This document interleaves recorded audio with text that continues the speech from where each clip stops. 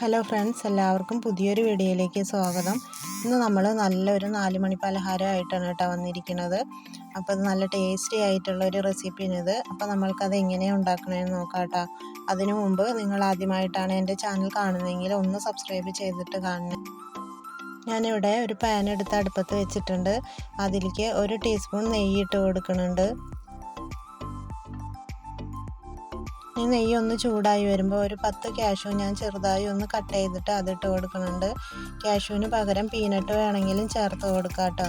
ഇനി നമുക്ക് അതൊന്ന് റോസ്റ്റ് ചെയ്തെടുക്കണം ചെറുതായിട്ട്. ഇപ്പോൾ അതായത് ഒരുവിധം ഒന്ന് റോസ്റ്റായി വന്നിട്ടുണ്ട്. ഇനി ഒരു 10-12 ഉണക്കമുന്തിരി ഞാൻ ചേർത്ത് കൊടുക്കുന്നുണ്ട് കേട്ടോ. അതും കൂടെ ഒന്ന് റോസ്റ്റാക്കി എടുക്കുക. ഇനി അടുത്തതായിട്ട് നമുക്ക് വേണ്ടത് നന്നായി പഴുത്ത ഒരു നേന്ത്രപ്പഴമാണ്. ഞാനിവിടെ ചെറുതായിട്ട് അതൊന്ന് കട്ട് ചെയ്തിട്ട് അതും കൂടി ഇട്ട് കൊടുക്കുന്നുണ്ട്.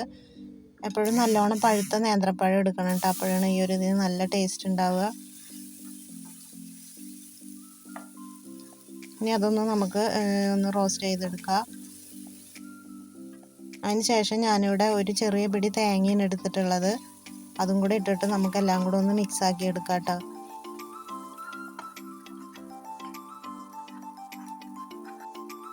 തേങ്ങ അതൊക്കെ കൂടെ നന്നായിട്ടൊന്ന് മിക്സായിട്ട് ഒന്ന് റോസ്റ്റായി വന്നിട്ടുണ്ട് കേട്ടോ. ഇനി നമ്മൾക്ക് ഇതിലേക്ക് മധുരത്തിനുള്ള പഞ്ചസാരയാണ് ചേർത്ത് കൊടുക്കുന്നത്. ഞാനിവിടെ ഒരു ചെറിയ ടീസ്പൂൺ പഞ്ചസാര ചേർത്ത് കൊടുക്കുന്നുണ്ട്. അപ്പോൾ അതും കൂടി ഇട്ടിട്ട് നന്നായിട്ടൊന്ന് ഇളക്കി കൊടുക്കാം കേട്ടോ. നിങ്ങൾക്ക് മധുരം കൂടുതൽ വേണമെങ്കിൽ അതിനനുസരിച്ച് മധുരം ചേർത്ത് കൊടുത്താൽ മതി. ഇനി ഒരു 2-3 ഏലക്കായ ഒന്ന് ചതച്ചിട്ട് അതും കൂടി ഇടുന്നുണ്ട് കേട്ടോ. അപ്പോൾ നല്ലൊരു ഫ്ലേവറിന് വേണ്ടിയിട്ടാണ് അതിട്ട് കൊടുക്കുന്നത്. ഇനി എല്ലാം കൂടെ നല്ലോണം ബ്രൗൺ കളറായി വന്നിട്ടുണ്ട്, നന്നായി റോസ്റ്റായി വന്നിട്ടുണ്ട്. ഇനി ഒരു പാത്രം എടുത്തിട്ട് അതിലേക്ക് ഞാൻ ഗോതമ്പ് പൊടിയാണ് ഇട്ട് കൊടുക്കുന്നത്. ഈ ഒരു സ്പൂൺ കൊണ്ട് ഒരു 5 സ്പൂൺ ഗോതമ്പ് പൊടി എടുത്തിട്ടുണ്ട്. അത് നമുക്കൊരു പാത്രത്തിലേക്ക് ഇട്ട് കൊടുക്കാം കേട്ടോ. ഇനി ഞാനിവിടെ ശർക്കര ഉരുക്കി വെച്ചിട്ടുണ്ടായിരുന്നു, അതാണ് കേട്ടോ ചേർത്ത് കൊടുക്കുന്നത്. ഒരു 2 ടീസ്പൂൺ. നിങ്ങൾക്ക് മധുരത്തിനനുസരിച്ച് എത്രയാണെന്ന് പറഞ്ഞാൽ അത്ര ചേർത്ത് കൊടുക്കാം കേട്ടോ. ഇനി നമുക്ക് ഇതിലേക്ക് ആവശ്യത്തിന് വെള്ളവും കൂടെ ഒഴിച്ച് കൊടുക്കണം. അതിന് മുമ്പ് ഞാനൊരു പിഞ്ച് ഉപ്പിട്ട് കൊടുക്കുന്നുണ്ട്, ആ മധുരമൊക്കെ ഒന്ന് ബാലൻസ് ആവാൻ വേണ്ടിയിട്ടാണ്.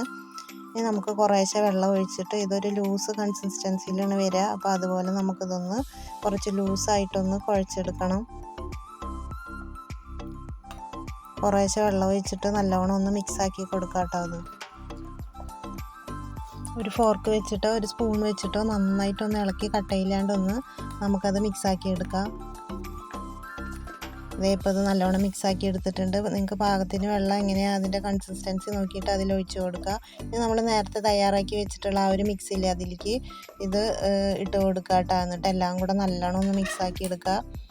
ഒരുപാട് ലൂസായി പോകരുത് കേട്ടോ ഈ ഒരിത്. ഒരുപാട് ലൂസാകുമ്പോൾ നമ്മൾ സ്റ്റീം കയറ്റുമ്പോൾ ഇത് ബുദ്ധിമുട്ടായിരിക്കും. ഈ ഒരു കൺസിസ്റ്റൻസിയിൽ നമുക്ക് മതി. ഇനി നമുക്ക് ഇതുപോലത്തെ ഒരു പാത്രം എടുക്കുക. അതിലേക്ക് കുറച്ച് നെയ്യാണ് ഞാൻ തടവി കൊടുക്കുന്നത്. നിങ്ങൾക്ക് വേണമെങ്കിൽ ഇല വെച്ചിട്ടോ അല്ലെങ്കിൽ ഒരു ബട്ടർ പേപ്പർ വെച്ചിട്ടോ അതിൻ്റെ മുകളിലായിട്ട് നമുക്ക് ഈ ഒരു കൂട്ട് ഒഴിച്ച് കൊടുത്താലും കുഴപ്പമില്ല കേട്ടോ. ഞാനിവിടെ നെയ്യാണ് തേച്ച് കൊടുക്കുന്നത്. ഇനി ആ ഒരു മിക്സില്ലേ അത് നമുക്ക് ഇതിലേക്ക് ഒഴിച്ച് കൊടുക്കാതെ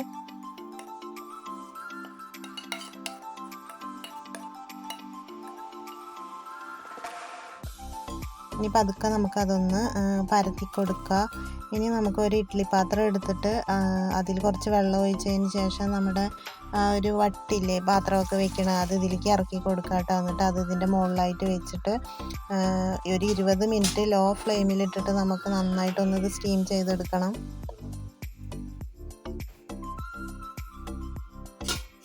ഇനി ഞാനിതിൻ്റെ മുകളിലായിട്ട് ഒരു വാഴയില കൊണ്ട് മൂടി വയ്ക്കുന്നുണ്ട്. അതിൽ വെള്ളമൊന്നും ഇറങ്ങാതിരിക്കാൻ വേണ്ടിയിട്ടാണ്. പിന്നെ വാഴയിലയുടെ ആ ഒരു നല്ലൊരു ഫ്ലേവർ ഉണ്ടല്ലോ, അത് നമ്മുടെ ആ ഒരു അപ്പത്തിന് കിട്ടും.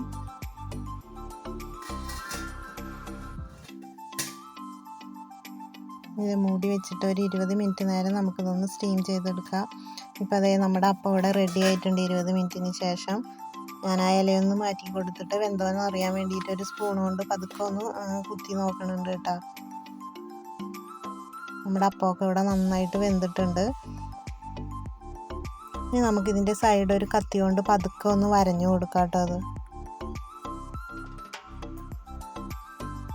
ഇത് പ്ലേറ്റിലേക്ക് ഇടുമ്പോൾ അപ്പോൾ നമുക്ക് പെട്ടെന്ന് തന്നെ ഒന്ന് വിട്ട് കിട്ടും കേട്ടോ. അത് ഇതുപോലെ ചെയ്താൽ ഇപ്പോൾ അതേ നന്നായിട്ട് വന്നിട്ടുണ്ട് നമ്മുടെ അപ്പമൊക്കെ.